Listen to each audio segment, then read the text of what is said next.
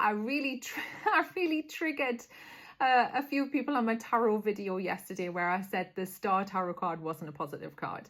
Now, I'm going to come with some receipts. And what I will say is 99% of the comments were really respectful, even if people disagreed with this. And by the way, my opinion is not the only opinion, but when I talk about videos and what I'm saying in it, I'm coming at it from a place of knowledge, not opinion, okay? So I am ADHD, my specialist, easy for me to say, interest is tarot. So I think you'd be hard pressed to tell me something I didn't already know about the tarot. This channel, by the way, that I put together is purely educational. I don't gain anything from it. I spend a lot of time recording them. And if you just don't want to watch them, just scroll on. All right. But that is to the 1%, by the way. Now, the comment that filtered last night that I woke up to, I couldn't read it all because it had the more bit at the bottom. So when I went to unfilter it, it disappeared, which I'm happy about, really, because it means the person probably thought better of being as absolutely obnoxious and rude as what they were. But I'm going to talk about the different types of reading styles and also the deck. So grab pen and paper, pause it, I'll wait, or just save it for later. So in 1909, the Rider-Waite-Smith Tarot deck was created, and it was based on the late medieval and 15th century Italy.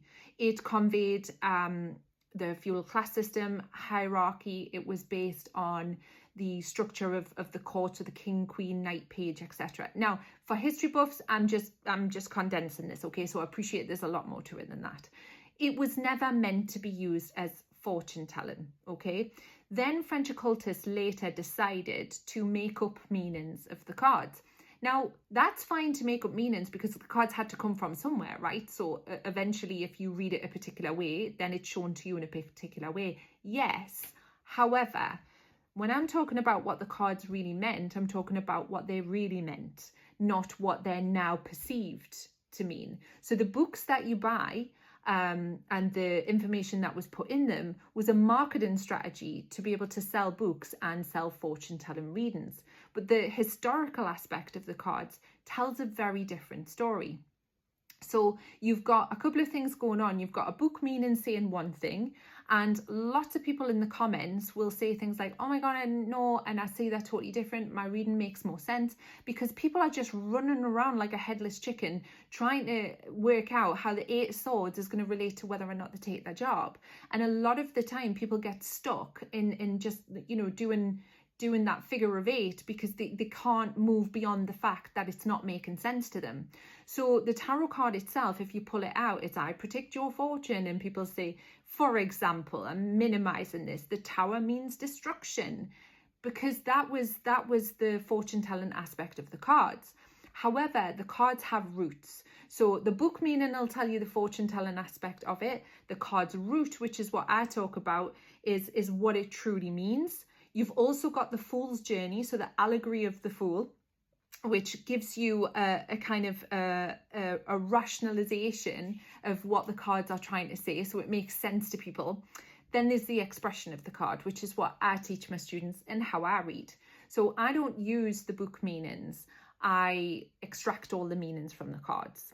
So I'm looking at the numbers, the colours. The idea originally was supposed to be, and I've talked about Pamela before, saying that she's the illustrator, that she came from the theatrics background.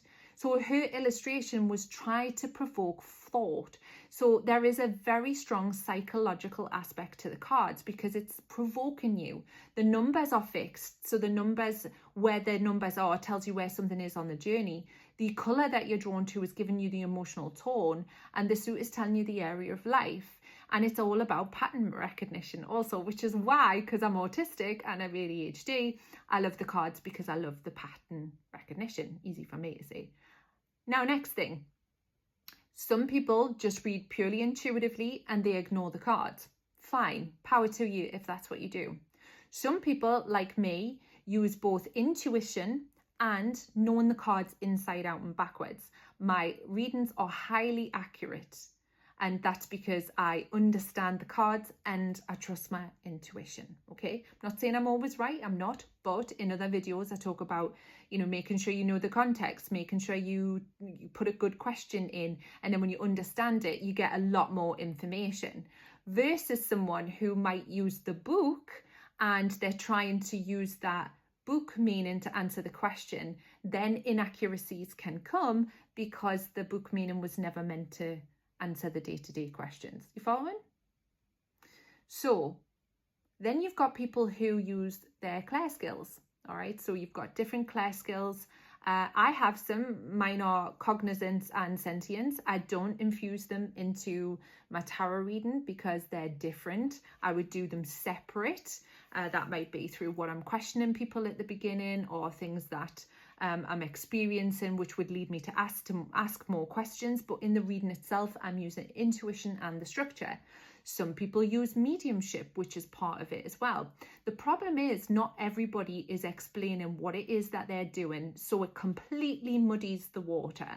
And somebody put in the comments as well about they assign their own meanings. That's fine, because if you assign a meaning to a card, when you're being shown the card, it's recognizing that you associate that, therefore that's the meaning that's coming out.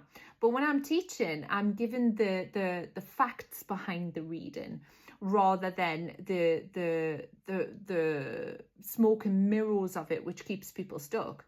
When my tarot teacher, when I was 13, started teaching me tarot, when she gave me abstract notions and give me her perceptions on things, I couldn't grasp it because it didn't make sense, because it wasn't rooted in anything. I couldn't look something up for myself because it was her perception of something. So when I'm given this information, it's not my perception, it's because I've gone ahead and looked it up. So I give this analogy a lot. So if someone says to me, Soraya, I'm going to teach you how to change an oil filter. Great. But if you don't teach me how the entire car works, I won't understand how to just do that one thing. It won't compute for me. So that's where all this information has come from. And for any new followers, I wrote a book on this. I've created tools on this. So when people are saying, what do you know and who do you know what? I'm just somebody who was a complete tarot nerd that spent a lot of time doing this and spent the last 5 years giving free information away with no gatekeeping. If you don't agree with us, that's fine, but you don't have to be rude about it either.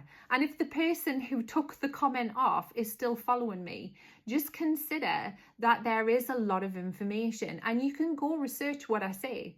You know, there is a lot of information out there where you can go do the research that I've already done, and you can then have a conversation with me then, and we can talk about what you've learned, and that would be fantastic. And that's why you see a lot of my students dropping in going, yeah, you know, now I'm doing it this way, etc. My way is not the only way. I'm just telling you and explaining to you what my way is based on my knowledge and experience, and how you can use that based on all the mistakes I've made so that you can do it better than what I did when I was in your position.